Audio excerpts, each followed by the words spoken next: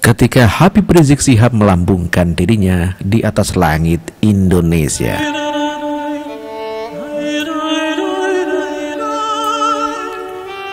Upaya Rizik Syihab untuk terus mempengaruhi opini publik tentang dirinya makin menjadi-jadi. Ia terus mengkonstruksi konsep dirinya sebagai pribadi di atas semua orang. Ia meninggikan dirinya menjadi ulama tertinggi di antara semua ulama yang ada di Indonesia.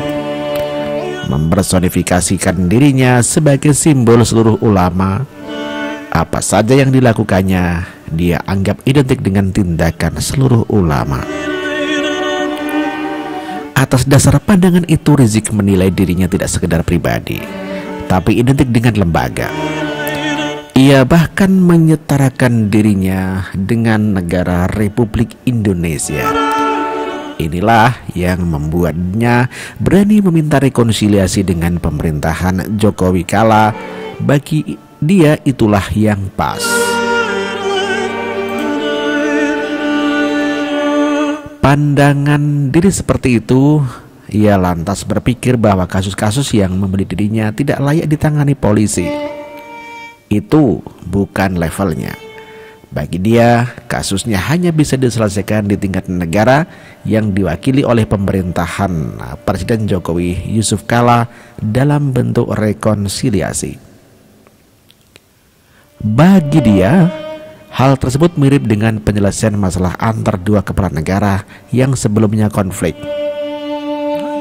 Tetapi masalah antara mereka harus diselesaikan menurutnya adalah versinya sendiri. Bagi dia, rekonsiliasi itu harus dipenuhi apabila tetap ditolak oleh pemerintah RI, sementara para ulama terus-menerus dikriminalisasi, para aktivis terus-menerus diberangus yaitu kebebasannya, hak asasi manusianya, dan rakyat jelata terus dipersulit, dan Islam juga terus dimarginalkan. Maka tidak ada kata lain yang harus kita lakukan kecuali lawan. Jadi sekarang pilihannya ada di hadapan pemerintah, rekonsiliasi atau revolusi. Tegasnya lewat rekaman suara seperti diberitakan detik.com.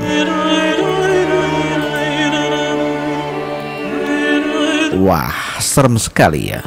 Apakah Rizik mau menjadi Presiden Republik Indonesia atau Republik GNPF MUI, ataukah mau membentuk negara baru di atas bumi di Indonesia dengan model pemerintahan dan segala aturan hukumnya sesuka hatinya?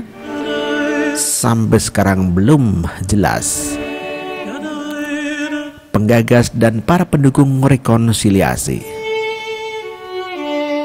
Ide rekonsiliasi itu memang murni dari Rizik. Ide itu Yusril Isha Mahendra. Namun Rizik melihat bahwa ide Yusril itu bagus. Ini adalah salah satu usulan yang brilian, karena pada dasarnya GNPF MUI jauh dari sebelum digelarnya aksi bela Islam 1, 2, 3 dan seterusnya, itu telah mengajukan permohonan kepada pemerintah untuk kita duduk dialog, untuk kita duduk musyawarah terhadap berbagai macam persoalan bangsa, kata Rizik dalam rekaman suara itu.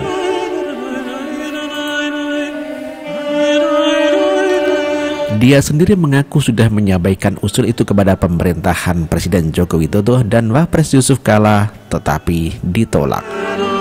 Oleh sebab itu ia meminta Yusril dan kawan-kawannya untuk merumuskan format yang diterima oleh pemerintah Republik Indonesia.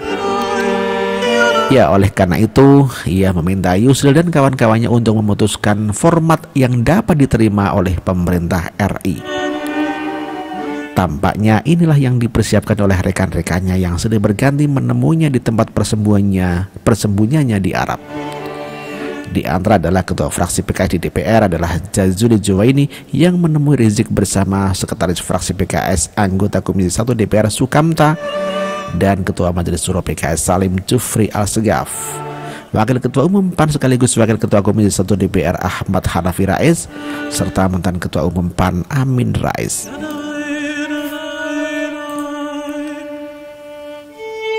Dari berita media diketahui bahwa dalam pertemuan tersebut mereka membahas banyak hal tentang Indonesia. Mereka berbicara bagaimana menjaga NKRI, menjaga kesatuan dan persatuan bangsa, bicara Islam yang rahmatan lil alamin. Dengan Amin Rais juga begitu. Rizik dan Amin membahas jumlah isu nasional seperti permasalahan politik tanah air yang semakin kacau.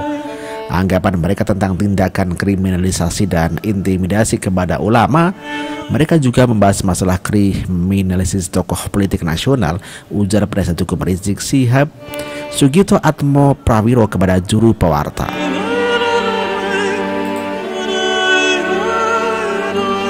Ini artinya Rizik dan kawan-kawannya sudah memiliki konsep matang tentang format rekonsiliasi. Hanya saja bagaimana konsep rekonsiliasi itu, apa yang dikonsolidasikan, belum jelas.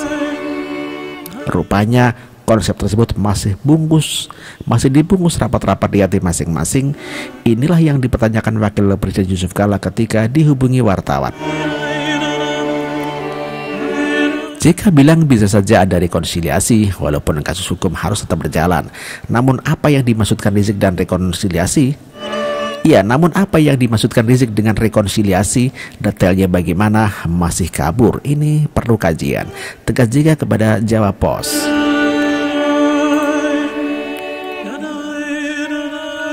Kapolda dan Menko Polhukam berbeda dengan Yusuf Kala. Hal yang berbeda diperlihatkan oleh Menko Polhukam Wiranto dan Kapolda Metro Jaya Irjen M. Iriawan. Kepada Merdeka.com, Wiranto tegas menolak permintaan rekonsiliasi Imam Besar FPI karena dianggap tidak tepat.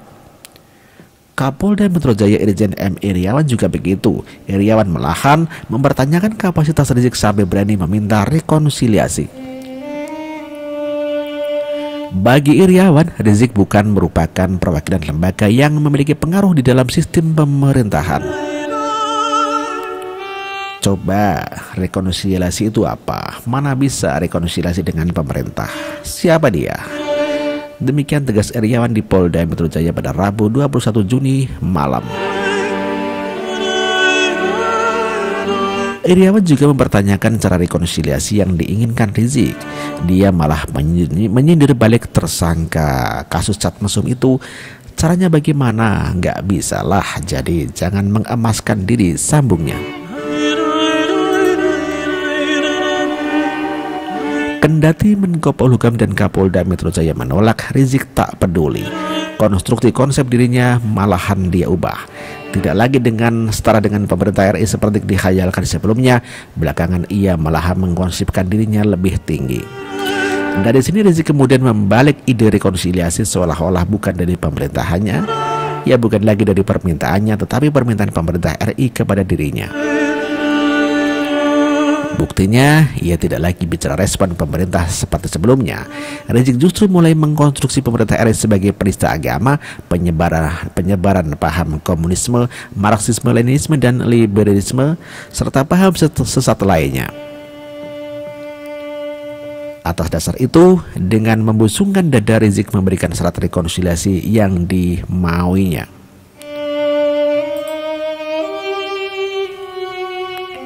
Dia katakan tidak akan ada rekonsiliasi dengan pemerintah RI tanpa stop penistaan terhadap agama apapun. Tidak ada rekonsiliasi tanpa stop penyebaran paham komunisme, marxisme, leninisme, dan liberalisme serta paham sesat lainnya. Disinilah kehebatan Rizik. Ia terus berupaya mengubah pandangan publik terhadap dirinya. Di saat ia membangun cita buruk terhadap pemerintah, ia berharap agar penistaan Pancasila dan Presiden RI pertama itu dilakukannya. Ya, ia terus berupaya mengubah pandangan publik terhadap dirinya. Di saat ia membangun cita buruk terhadap pemerintah, ia berharap agar penistaan Pancasila dan Presiden RI pertama itu yang dilakukannya, chatting berkonten pornografi yang dilakukannya dengan Firza Hussein, hujatan terhadap ulama lewat ceramah-ceramahnya di YouTube bisa dilupakan orang. Fadlizon termakan cara berpikir Rizik. Kalau tak mau berpikir, orang yang membaca argumen Rizik tentu saja bisa langsung jatuh hati. Malahan bisa bilang bahwa Rizik sangat peduli kepada rakyat Indonesia. NKRI, Yusril, PKS, Amin Rais dan putranya Ahmad Hanafi dan kawan-kawan kental mereka dianggap lebih negarawan, lebih tahu kepentingan rakyat daripada Jokowi.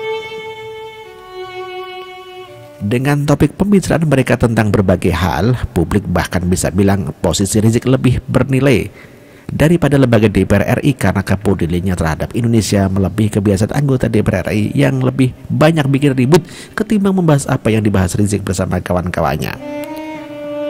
Nah, DPR RI kena bukan?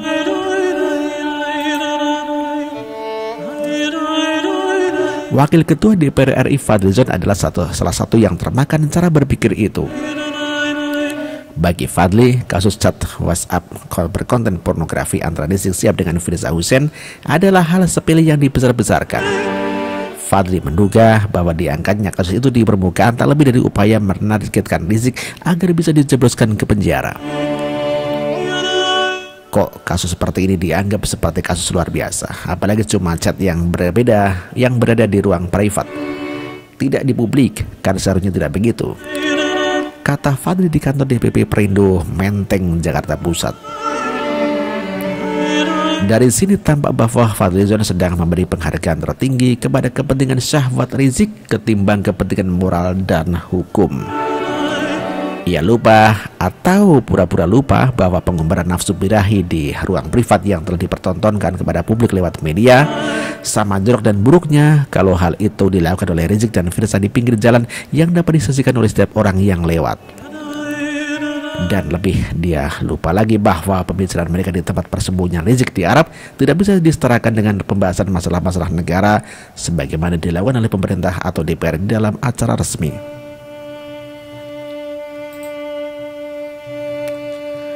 Sehebat apapun yang mereka bicarakan, sama halnya pembicaraan para sahabat yang tengah kongko-kongko dan menikmati kopi kesukaan mereka di warung kopi. Mungkin saja sekedar mengisi waktu, dan kalau hal itu serius, boleh jadi sekedar membahas bisnis mereka sendiri, tak lebih. Salam Siwet.